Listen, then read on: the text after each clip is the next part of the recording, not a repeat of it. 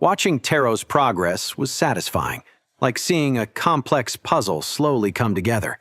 "You've improved tremendously. Soon you won't need my guidance," Ren said. And the sooner he masters it, Ren thought, the sooner I can focus on my own advancement. The exchange area buzzed with life, a hive of activity where students from all years crowded around the counters. The air hummed with haggling voices and the subtle resonance of magical items changing hands. Crystals clinked against scales, while preserved beast parts gleamed in their glass containers. "How much did you get with the duplication?" Min's water snake coiled lazily around his shoulders as he asked. "They gave me 2,500 crystals," Ren replied as they approached the beast parts counter.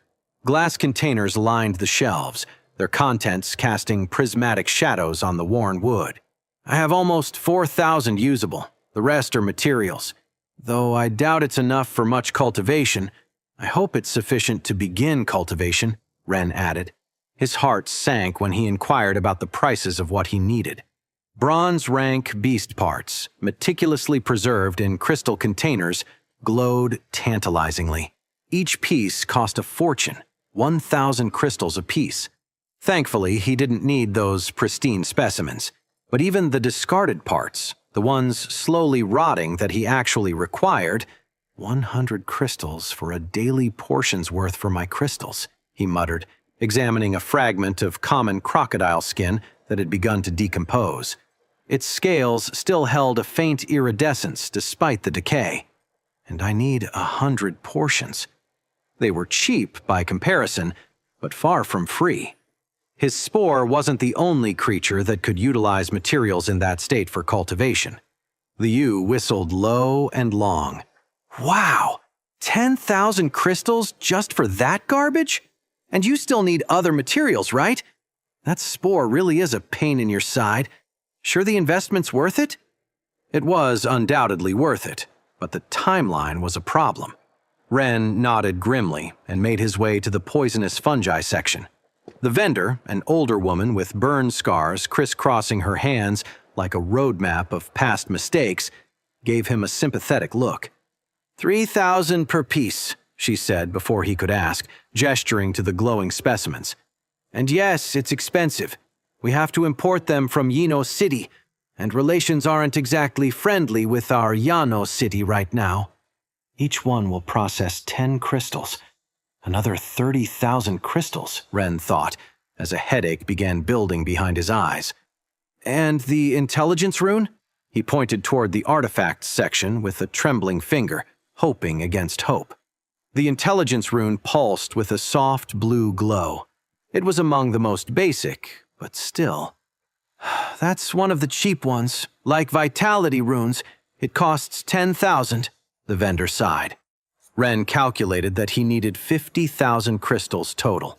Min scribbled quick calculations in his notebook, his water snake peering curiously at the numbers.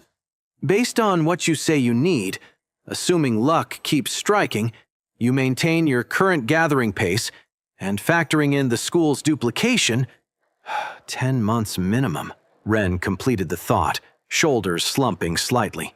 "And that's if I maintain this level of production." He knew that if he could go deeper, but mana poisoning was already a problem at this depth.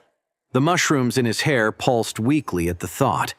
"Hey, it's not so bad." Taro tried to lift the mood, his beetle's markings brightening with his optimism. 10 months will fly by. Besides, meanwhile, I can keep improving my control and— Ren! The group turned to see Master Lin approaching, her crane's feathers shimmering with each stride.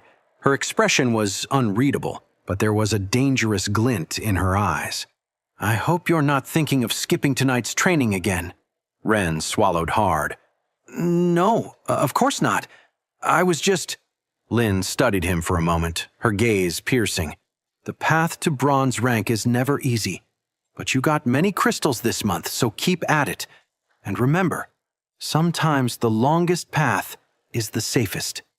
If she knew how I really get the crystals, he thought, not the safest. "Now," Lin continued, a predatory smile forming on her lips, "since you have so much energy for calculations, I'm sure you can handle some extra exercise sets tonight. Ren groaned while his friends tried to hide their laughter. Evolution would have to wait. For now, he had another session of torture, or training, to face. Days fell back into routine for Ren. Walking toward the deep mines, he reflected on his situation. Each step echoed his thoughts down the empty corridor. One worm exploding near the lucky fungus and finding a rich vein? Believable, he thought, skillfully dodging a group of students. Their whispers followed him, the latest rumors about his impossible luck. 2 worms exploding in a week, however, and they'd start asking uncomfortable questions. The lucky fungus reputation was useful, but it had limits. He could already imagine the guards' suspicious looks if accidents with worms became too frequent.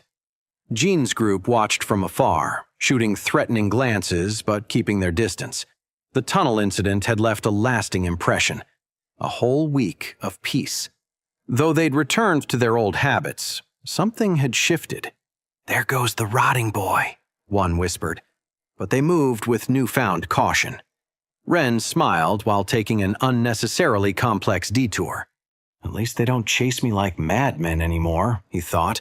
And when they do, losing them had become almost entertaining. A month of Lin's training had worked wonders for his endurance, and he knew every corner of the upper tunnels like the back of his hand. The new secret tunnel had been a success. Using the lesser worm's mating call, he'd managed to get another worm to dig a small, hidden passage. It was more discreet than the previous one, which the guards had quickly sealed after the incident. 5 bronze crystals, 50 iron, a quarter kilo of deep earth, he mentally tallied his daily gathering. A lucky amount, but not suspicious. The mushrooms pulsed as he descended through the hidden passage.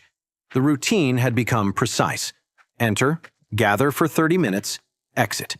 No explosions, no drama.